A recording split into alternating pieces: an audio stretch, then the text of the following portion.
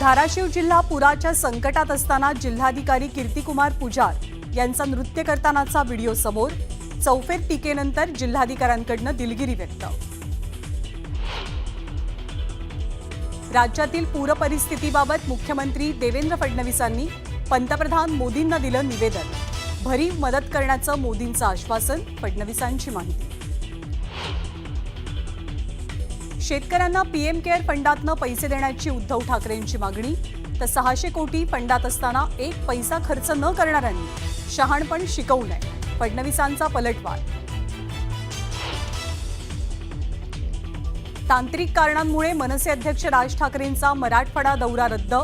मराठवाड्यातल्या पूरग्रस्त भागाची करणार होते पाहणी। महाराष्ट्र लोकसेवा आयोगाची पूर्व परीक्षा पुढे ढकलली।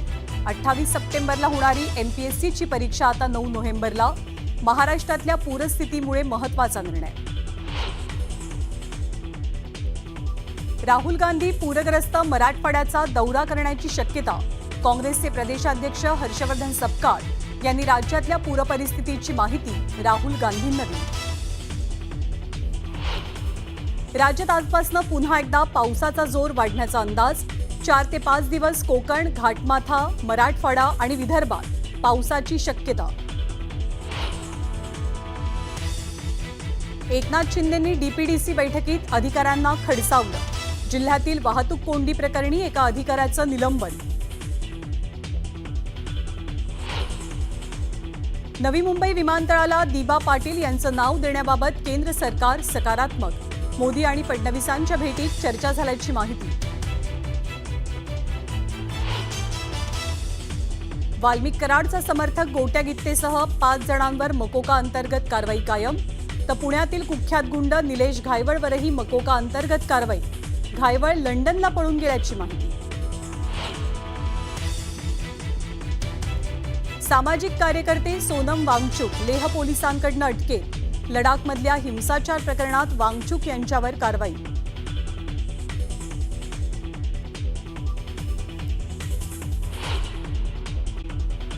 कर्जमाफीबाबत समितीचा अभ्यास सुरू आहे। योग्य वेळी निर्णय घेऊ अशी प्रतिक्रिया मुख्यमंत्र्यांनी दिली आहे। कर्जमाफीचं आश्वासन पूर्ण करू असंही फडणवीस म्हणाले।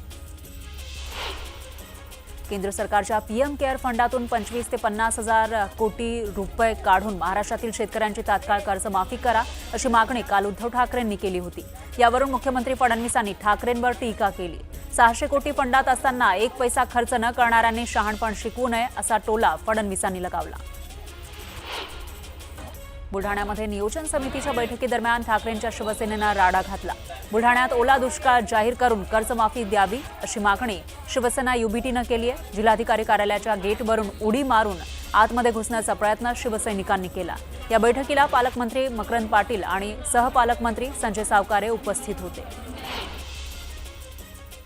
केंद्रापुढे लोटांगण घाला पण महाराष्ट्राच्या शेतकऱ्यांना वाचवण्यासाठी पुढे या। फडणवीसांना दिल्लीत किंमत आहे की नाही हे केंद्राच्या मदतीवरून आम्हाला कळेल असं विजय वडेट्टीवार म्हणाले।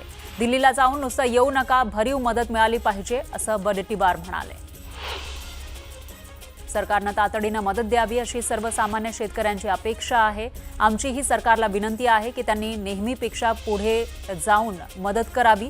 प्रति एकर 50,000 रुपये द्यावे आणि किमान 25,000 तरी तातडीनं द्यावे अशी मागणी जयंत पाटलांनी केली आहे। छत्रपती संभाजीनगर तालुक्यातील पिंपरी राजा परिसरामध्ये उद्योगमंत्री उदय सामंत यांनी नुकसानीची पाहणी केली।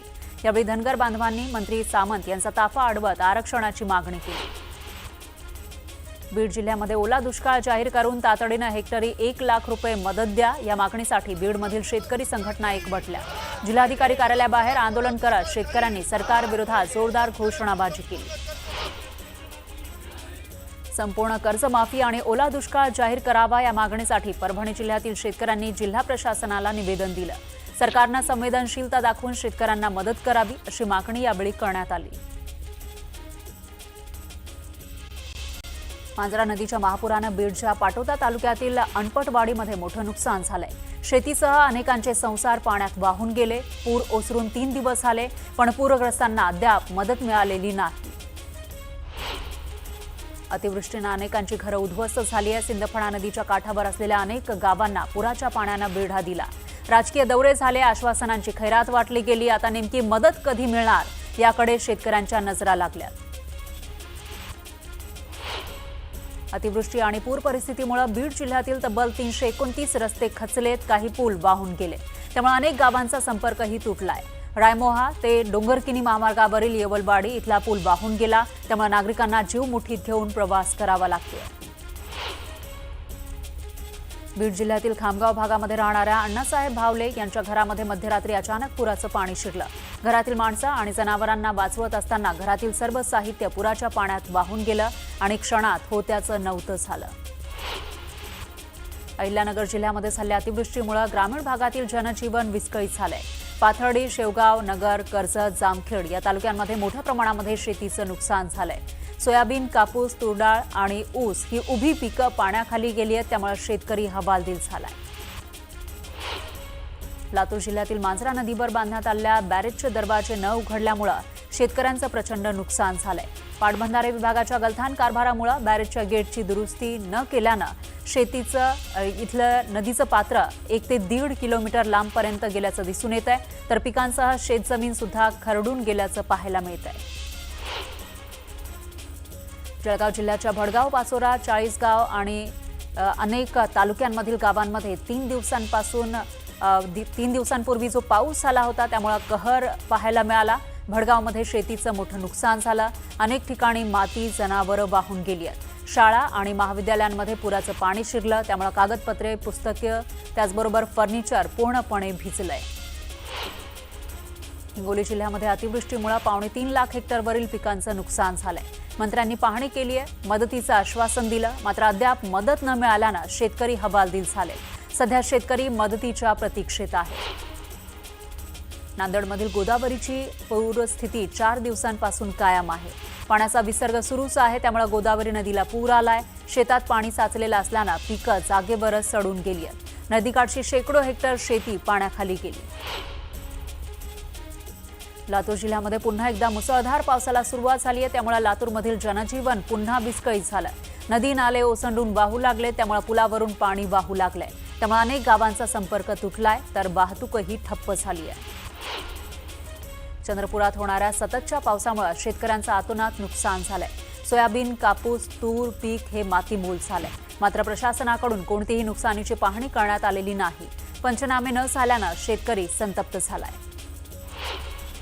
परतीच्या पावसामुळे येवला तालुक्यामध्ये देखील हाहाकार माजलेला आहे. सलग 2 दिवस झालेल्या पावसानं शेतकऱ्यांच्या पिकांचं मोठ्या प्रमाणात नुकसान झालंय.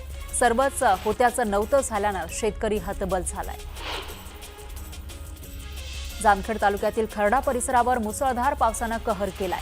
चव्हाण वस्ती आणि मोहरी तलाव परिसरामध्ये अतिवृष्टीमुळे शेतजमिनी वाहून गेल्या. शेतात फक्त दगड आणि गोटे उरलेले आहेत. नदीला आलेल्या पुरानं शेतीचे माती सुद्धा गिळंकृत केली आहे. सरकारकडून अमरावती जिल्ह्यासाठी 1,68,000 शेतकऱ्यांसाठी 108 कोटींची मदत पोहोचली. मात्र प्रशासकीय यंत्रणेच्या ढिसाळ कारभारामुळे शेतकऱ्यांपर्यंत ही मदत अद्याप पोहोचलेली नाही. ई-केवायसी केल्याशिवाय शेतकऱ्यांच्या खात्यात मदत जमा होणार नसल्यानं शेतकऱ्यांसमोर प्रश्न उभा राहिलाय. सीना नदीला पुन्हा महापूर येण्याची शक्यता आहे. त्यामुळे नदीकाठी अतिवृष्टीच्या अंदाजानं सतर्कतेचा इशारा देण्यात आलाय. अतिवृष्टी झाल्यास सीना कोळेगाव धरणातून अधिकचं पाणी सीना नदीमध्ये सोडलं जाणार आहे. भंडारा जिल्ह्यामध्ये विजांच्या कडकडाटासह पावसानं हजेरी लावली. पावसानं मोहाडी, लाखनी आणि लाखांदूर तालुक्यातील अनेक भागातील कापणीला आलेलं भात पीक भुईसपाट झालं. त्यामुळे शेतकऱ्यांचं प्रचंड नुकसान झालंय. पावसामुळे शेतकरी पुन्हा एकदा मेटाकुटीला आलाय. धाराशिवमध्ये तानाजी सावंत यांच्याकडून शेतकऱ्यांना मदत दिली जातीये. धाराशिवच्या परंडा तालुक्यातील भोसले बस्ती 5 दिवसानंतरही पाण्यातच आहे. भोसले बस्तीमध्ये अडकलेल्या लोकांना अन्नधान्य पुरवठा केला जातोय. मुख्यमंत्री फडणवीसांनी पंतप्रधान मोदींची भेट घेतली आहे. राज्यातील पूरस्थितीबाबत दोघांमध्ये तासभर चर्चा झाली. पूरस्थितीबाबत मुख्यमंत्री फडणवीसांनी पंतप्रधान मोदींना निवेदन दिलं. तर भरीव मदत करण्याचं आश्वासन पंतप्रधान मोदींनी दिलं.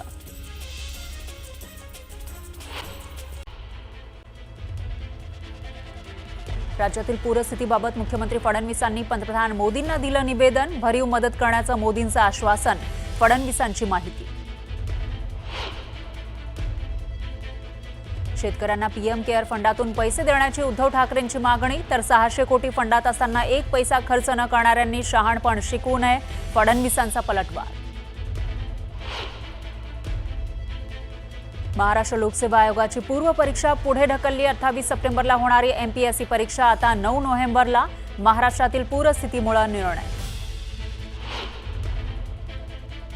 बार्शी तालुक्यामध्ये एकाच दिवशी 2 शेतकऱ्यांनी संपवलं जीवन. अतिवृष्टी आणि कर्जबाजारीपणाला कंटाळून शेतकऱ्यांची आत्महत्या. सरकार कधी लक्ष देणार? शेतकऱ्यांचा संतप्त सवाल. राज्यात आजपासून पुन्हा पावसाचा जोर वाढण्याची शक्यता. 4 ते 5 दिवस कोकण, घाटमाथा, मराठवाडा आणि विदर्भात पावसाचा अंदाज. एकनाथ शिंदेंनी डीपीडीसी बैठकीमध्ये अधिकाऱ्यांना खडसावलं. ठाणे शहरासाठी स्वतंत्र धरणाच्या विषयावरून झापलं, तर जिल्ह्यातील वाहतूक कोंडीवरूनही शिंदे भडकले. एका अधिकाऱ्याचं निलंबन. राहुल गांधी पूरग्रस्त मराठवाड्याचा दौरा करण्याची शक्यता. काँग्रेस प्रदेशाध्यक्ष हर्षवर्धन सपकाळ यांनी राज्यातील पूरस्थितीची माहिती राहुल गांधींना दिली. वाल्मिक कराडचा समर्थक गोट्या गीतेसह 5 जणांवर मकोका अंतर्गत कारवाई कायम, तर पुण्यातील कुख्यात गुंड निलेश घायवळवरही मकोका अंतर्गत कारवाई. घायवळ लंडनला पळून गेल्याची माहिती. नवी मुंबई विमानतळाला दिबा पाटलांचं नाव देण्याबाबत केंद्र सरकार सकारात्मक. मोदी आणि फडणवीसांच्या भेटीमध्ये चर्चा झाल्याची माहिती. सामाजिक कार्यकर्ते सोनम वांगचुक यांना लेह पोलिसांकडून अटक. लडाखमधील हिंसाचार प्रकरणामध्ये वांगचुक यांच्यावर कारवाई.